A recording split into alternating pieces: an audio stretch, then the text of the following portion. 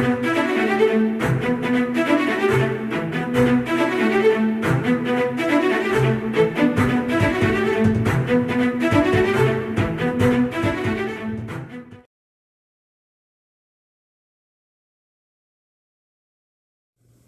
to Speaking Sports. I'm your host, Jared Slack. This week we're going to talk a little NBA Finals, then go over some trades and free agency rumors, and then have a Q&A session from the listeners. Let's start off with the NBA. The NBA Finals are over, and the Raptors are your new NBA champs. First of all, I myself have a newfound respect for the Golden State Warriors. Both teams fought hard until the very end, which led to such an exciting series. With nearly a week removed from Game 6, we have had some time to reflect on this matchup and come up with our own opinions on the series and not let the heat of the moment persuade us to one side or the other. And here's my cooled off opinion. For starters, I knew before the series started that KD didn't need to play, and I figured that he didn't want to either. I figured he was going to call his season quits, get an early start to the offseason, and start scouting teams for next year.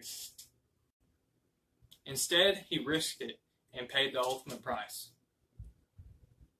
When I saw that Kevin Durant was available for Game 5, it seemed to me that the Warriors were desperate and would do anything for a win. I don't know what was going on behind the scenes of KD and the medical staff, but something just wasn't adding up throughout the whole playoffs. I think that the doctors that cleared KD to play in Game 5 shouldn't have a job in the medical field any longer. Now on to the next injury. Klay Thompson, who was on fire for just one quarter left of the game for Game 6. And yes, if Klay Thompson didn't get hurt, they would have forced a Game 7 headed back to Toronto. If Klay Thompson finished and the Golden State Warriors won, Klay Thompson would have been your MVP. Instead, we have a new champion on our hands. And the Raptors played a great series, and they deserve everything they got. Kawhi's defensive efforts through this series was tremendous, along with his offensive game, averaging 30 points per game. Kawhi definitely deserved to get MVP. He was the best player on both teams, and but he definitely didn't do it alone.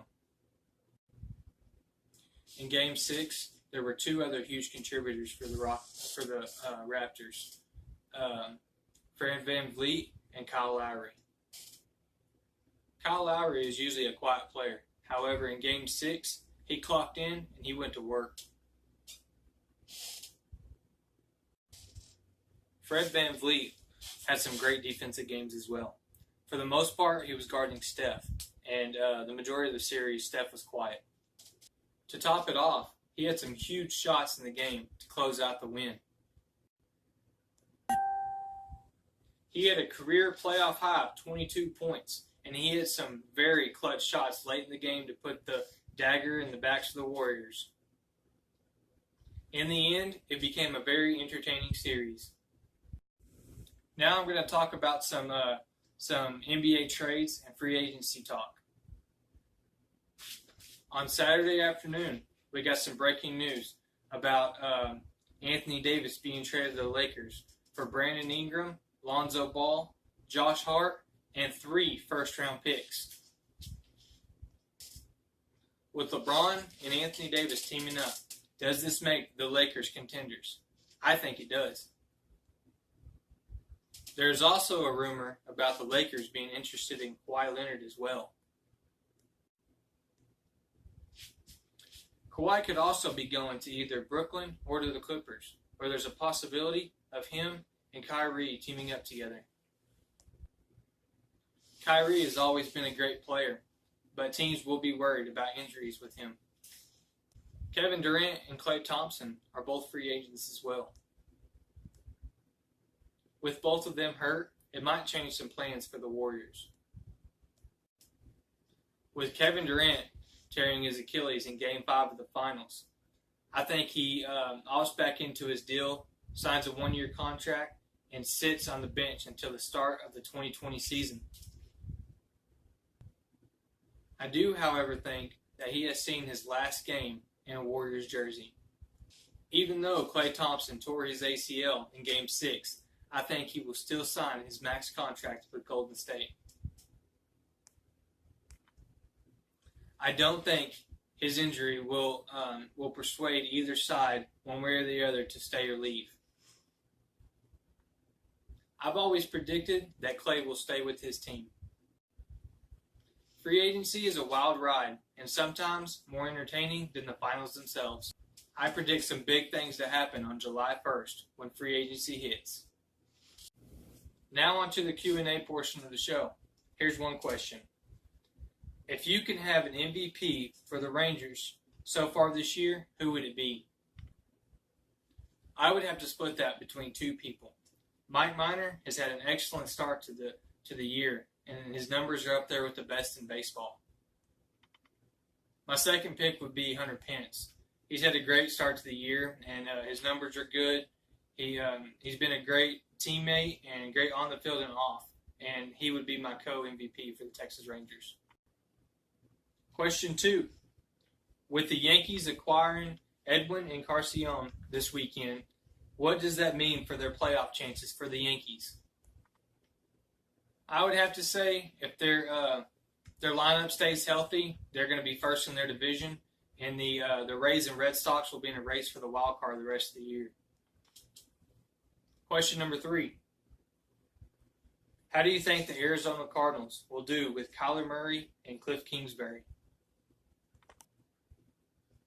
That's really hard to say.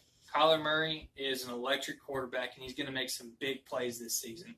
And with them adding that intelligent offensive-minded coach and Cliff Kingsbury, that they might have a really big year.